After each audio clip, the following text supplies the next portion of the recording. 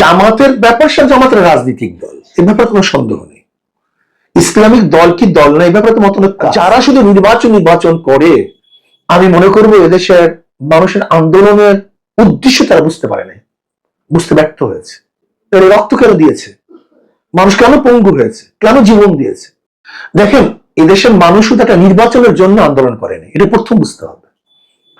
আমরা রাস্তায় ছিলাম, আপনি দেখেছেন আমি রাস্তায় ছিলাম, আমাদের দল রাস্তায় ছিল, আমাদের মানের কোনো লিডার কোনো রাস্তায় ছিল না। আমরা কিন্তু জীবনের মায়া ত্যাগ করে সবকিছু উপেক্ষা করে রাস্তায় ছিলাম, গুলির মুখে ছিলাম, জীবনের মায়া ত্যাগ করে রাস্তায় ছিলাম শুধু নির্বাচনের জন্য নয়, এই দেশকে সংস্কার করার জন্য। আর যারা শুধু নির্বাচন করে, আমি মনে করবো এদেশের মানুষের আন্দোলনের উদ্দেশ্য তারা বুঝতে পারে নাই, বুঝতে ব্যর্থ হয়েছে।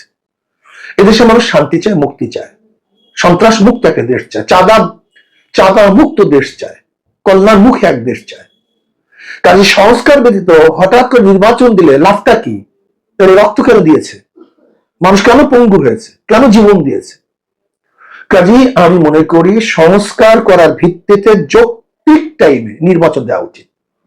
কিন্তু সংস্কার না করা ব্যতীত নির্বাচন করলে সেই আগের সেই একই তো হলো, ফায়দাটা কি হলো? যে নাও সেই কদু। এই জন্য আমি মনে করি সংস্কার করার ভিত্তিতে যৌক্তিক সময় নির্বাচন দেওয়া উচিত। জামাতের ব্যাপার, সে জামাতের রাজনৈতিক দল, এ ব্যাপারে কোনো সন্দেহ নেই। ইসলামিক দল কি দল না, এ ব্যাপারে তো মতলব আছে। যেমন হেফাজতের আমির হযরত মাওলানা মুহিবুল্লাহ সাহেব বাবুনগরী সাহেব দামাত বরকাতুহুল আলিয়া মন্তব্য করেছেন।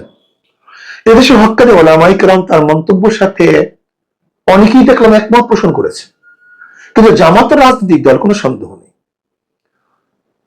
কাজী জামাতের ব্যাপারে এদেশের হক্কানি ওলামায়ে কেরাম যে মন্তব্য করে, ওলামায়ে কেরামের যে দর্শন জামাতের ব্যাপারে, সেই দর্শনে তো সবাই লালন করবে।